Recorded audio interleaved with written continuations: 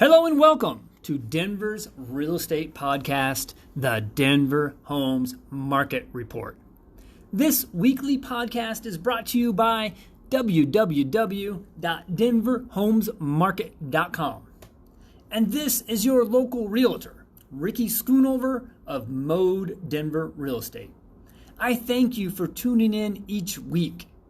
Well, last week was interesting.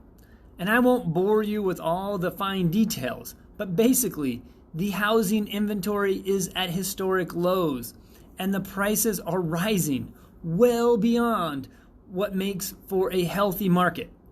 And when this happens, we start to see all sorts of different business models who come in and promise to revolutionize the real estate industry. Things will calm down. In fact, we have already seen that happening in some instances. Buyers are now stepping back just a bit from the crazy bidding wars, which are, they're subsiding just a bit in some areas. However, we are not out of the woods yet, not even by a long shot. I just saw a 2-bedroom unit over here in Lohi. They listed it for around $500,000. And the buyer frenzy went nuts. They end up with a cash offer, and they closed in just 2 weeks with 0 contingencies, no home inspections, no appraisals, and they closed for about $620,000. $120,000 above the asking price.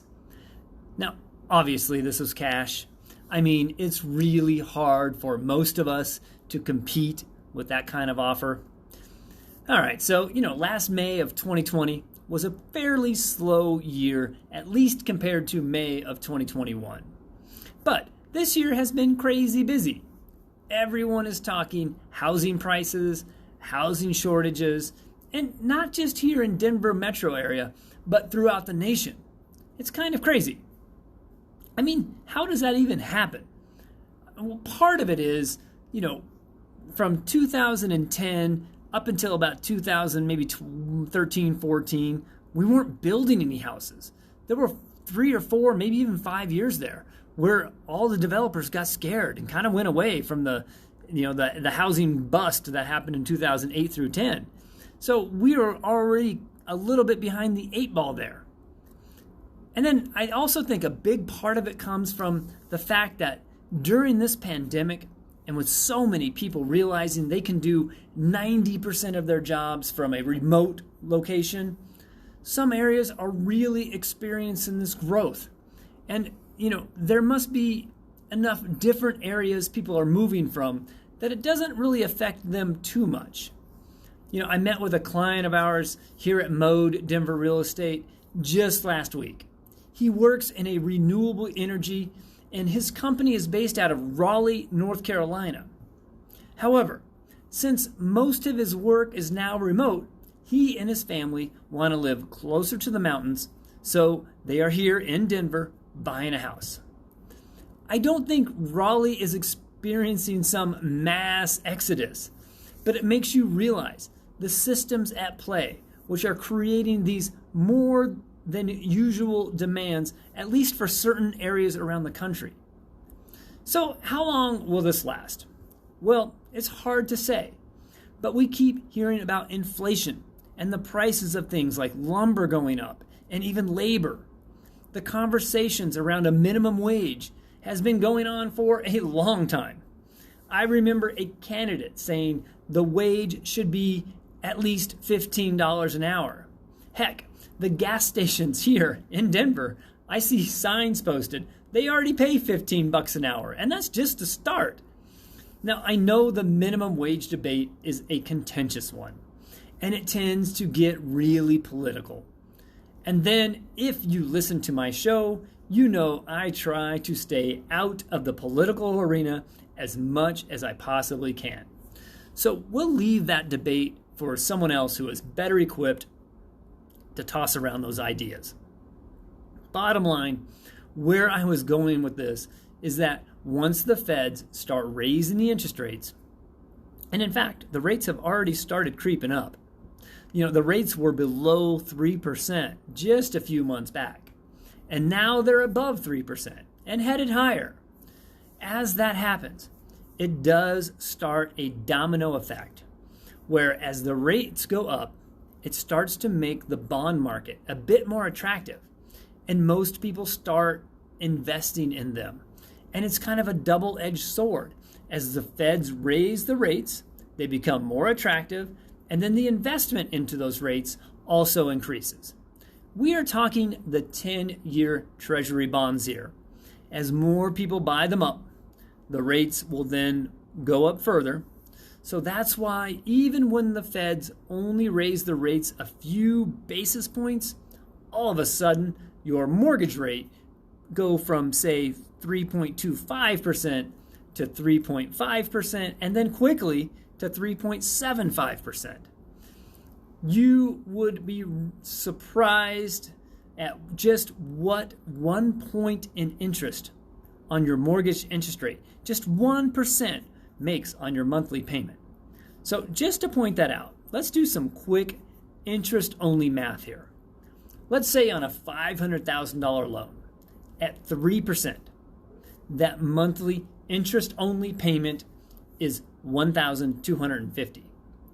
But that same $500,000 at 4% is now $1,667. I mean, that's a whopping increase of over $400 per month.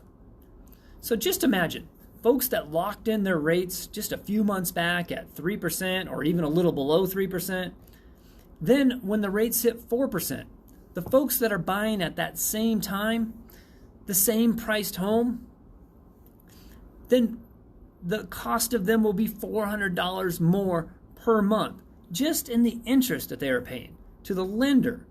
1% increase in mortgage rates on a $500,000 loan will run you an additional $400 more per month than the folks that locked in at the 3% rate.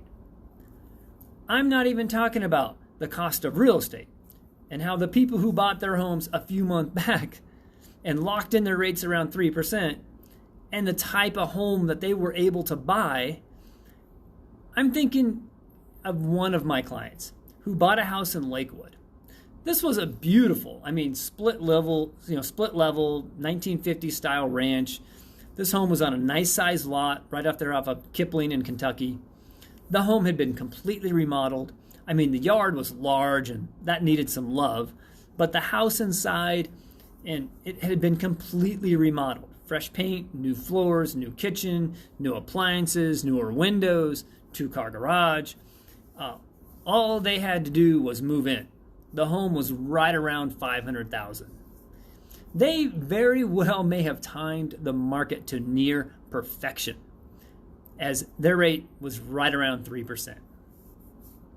So now, given the crazy market, if we try to read between the tea leaves a bit and look into the next year when the rates perhaps may hit 4%, and that same type of house he bought here in 2021 for $500,000 now costs $600,000.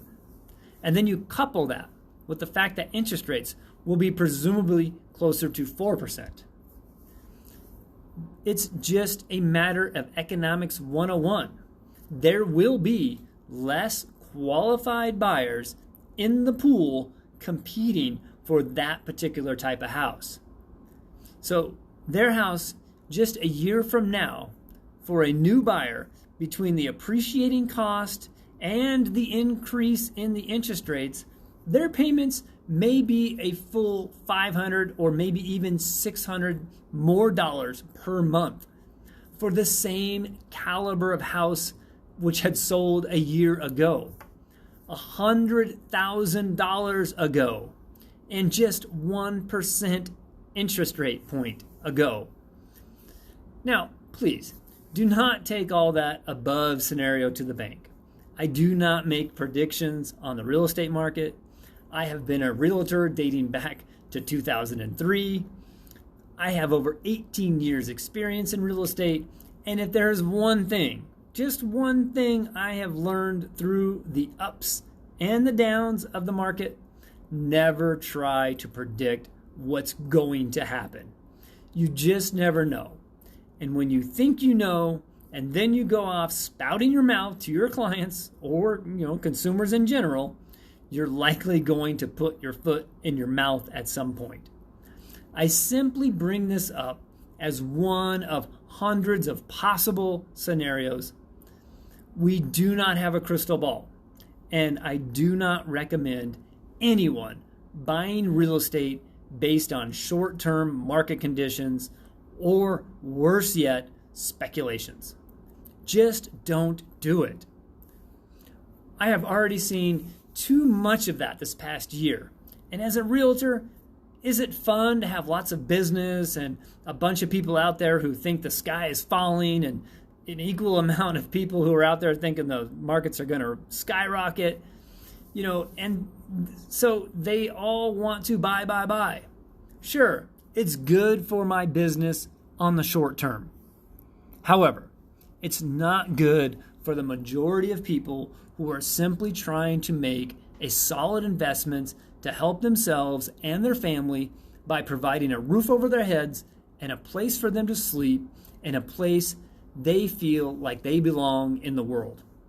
So no, I do not like it when I see all these sort of get rich quick in real estate type schemes. It's not good for my business. I have not built my 18 years of real estate based on some fly-by-night scheme. You can talk to anyone, and I mean anyone, I have ever helped buy and or sell a home. Not once have I ever told them they should buy or they should sell because the market was going in one direction or another. Not once have I told someone buying real estate was going to quickly make them rich or poor. I use the same methodology, whether you're buying a home or selling a home. We look at the comparables. We look at what others in the area are paying or selling their homes for, which are similar. We try to glean as much information about the current market as possible. And my clients, they make their decision based off the best research we have available at that buying or at that selling moment. Now, have I lost clients? Of course I have. I mean, right now, there is a listing in the MLS that I had open communications with the homeowner for years. I have met with them several times, both in person, on phone calls, and through emails. I sent them the data and I reaffirmed, I am not the seller. I am simply the realtor. I only advise you on what price your home would sell for based on the current market data. In the end, you as the seller, you tell me what price you want to come to market at. I can only advise the benefits of coming in at the correct number and how that ultimately benefits you as the seller. You'll get a more committed buyer. You'll get a buyer who is better qualified, and you'll get a deal that is much more likely to appraise, and ultimately you'll have a better chance at your deal getting to the closing table. You will get full market value and you'll move on with your life in a fairly short period of time. This property I'm talking about has been in and out of contract. It's been in the market for over 100 days. I mean, come on, was that worth it? I mean, with all the houses in this area selling within days in most cases, this is not some obscure home on land that nobody really wants. We are talking prime Denver real estate in one of Denver's hottest neighborhoods. Now, I don't want to say too much because it's really not my point. But if you think that's the type of transaction that is healthy for you as a seller and for the realtors who are involved, the pool of buyers who have tried to buy the home and going in and out of contract, not to mention the market as a whole. I mean, I'm sorry.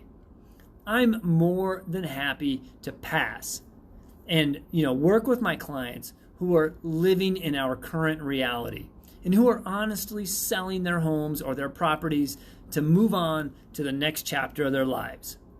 Those who trust me to present them the data and they have a reasonable expectation of where they are and where their home is and their current value in this current market.